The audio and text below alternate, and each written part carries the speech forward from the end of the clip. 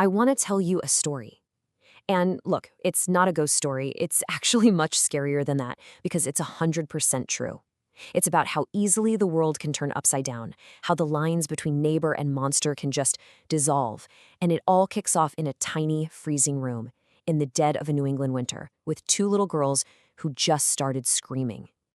Right, and this wasn't just, some strange sickness. Listen to this. An eyewitness, a Reverend John Hale, he described the girls contorting their bodies in ways that he said were physically impossible. He was saying, there's no way this is epilepsy, there's no medical reason for this.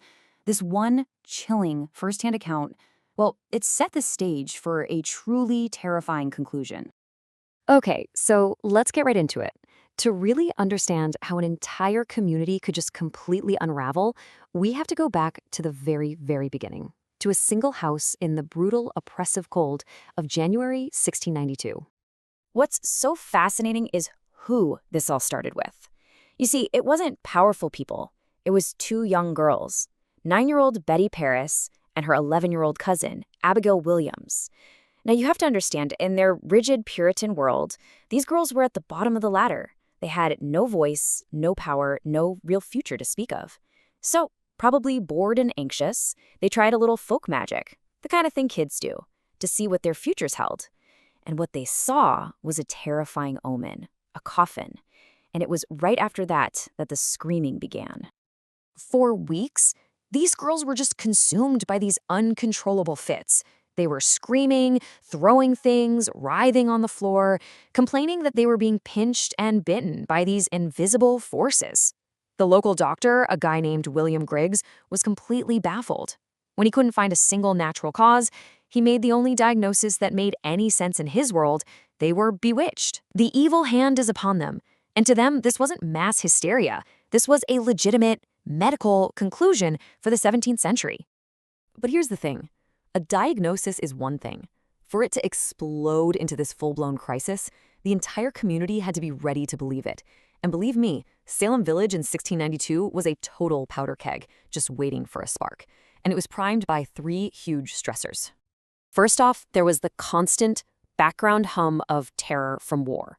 King William's War was this brutal, bloody conflict raging on the frontier. It sent these waves of traumatized refugees pouring into the area, which, of course, strained all the resources: food, land, everything. The devil wasn't just some idea from the Bible. For them, it was a real, lived experience of violent raids and constant fear just outside their doors. Second, there was just a complete vacuum of authority. No one was in charge.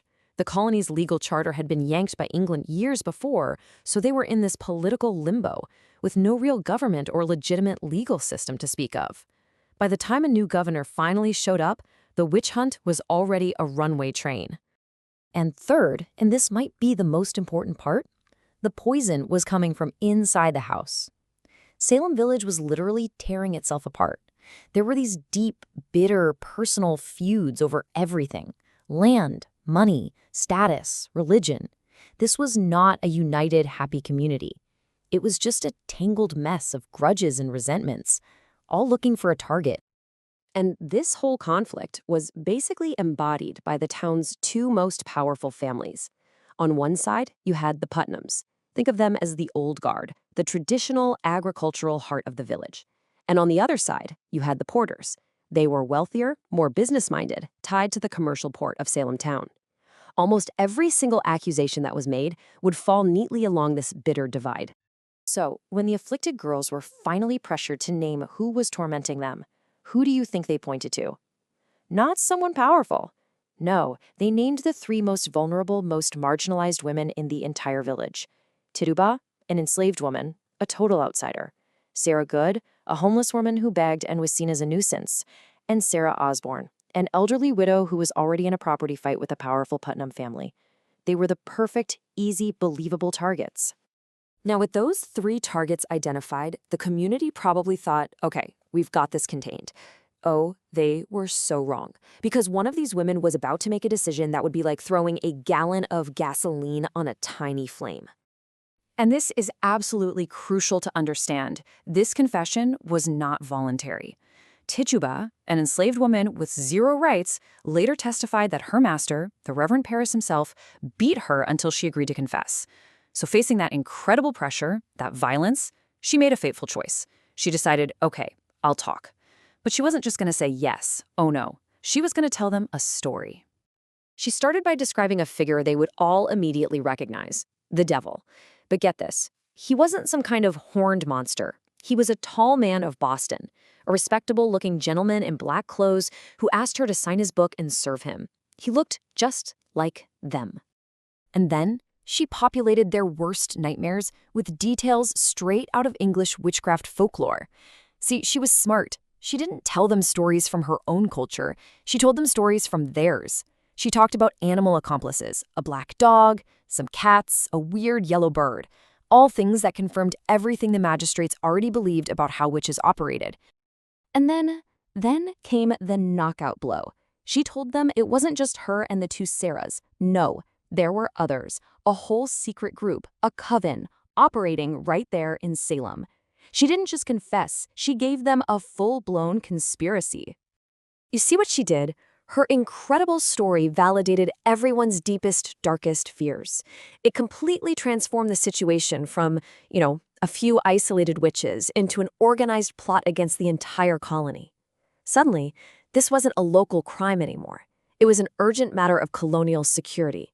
The hunt for the other conspirators had to begin, and it had to begin right now. So the floodgates were officially open. The accusations started to spread like a virus, moving from the edges of society right to its very core. And the legal system they had in place to handle it, well, it was fatally, catastrophically flawed. And so it began. In just a matter of weeks, the accusations started hitting people who before would have been considered completely untouchable. First, Martha Corey, a deeply respected, church-going woman. Then, Rebecca Nurse, a pious 71-year-old grandmother, basically the matriarch of her family. And then, John Proctor, a wealthy, outspoken landowner. Suddenly, absolutely no one was safe. So you're probably asking, how could they possibly convict these respected people with 0 physical evidence? Well, the answer is a terrifying concept called spectral evidence.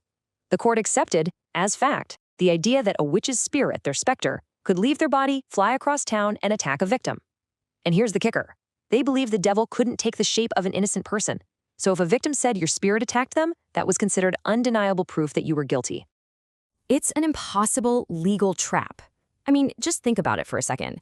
If you are accused of attacking someone with your spirit while your physical body was at home, asleep in bed, how in the world could you prove your innocence? How do you provide an alibi for your soul? The answer is, you can't. John Proctor saw all this happening, and he knew it was a sham, and he said so, loudly and publicly. Well, that skepticism made him a target. He was accused, convicted, and on August 19th, he was executed. His death sent this chilling message across the whole colony. If you dare to question this court, you will be its next victim. So how does a runaway train like this finally stop? Well, it wasn't with reason. It stopped when the accusations simply started to aim too high. And in the years that followed, the crushing weight of what they had all done finally began to sink in. But before we even get to how it ended, we have to just sit with the human cost for a moment. More than 25 people lost their lives because of this perfect storm of fear, division, and injustice. In the end, over 200 people were accused of witchcraft. 19 were hanged on Gallows Hill.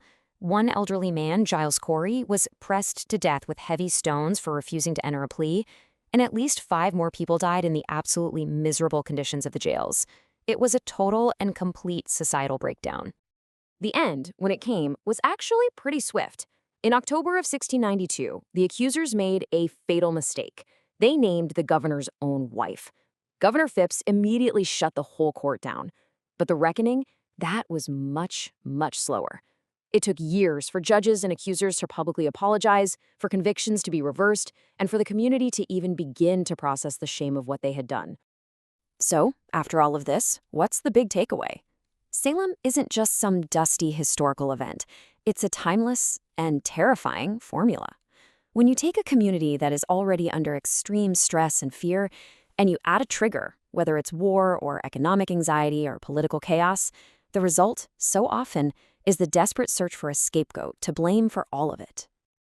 You know, it's really easy for us to look back and dismiss all of this as just a relic of a superstitious bygone era.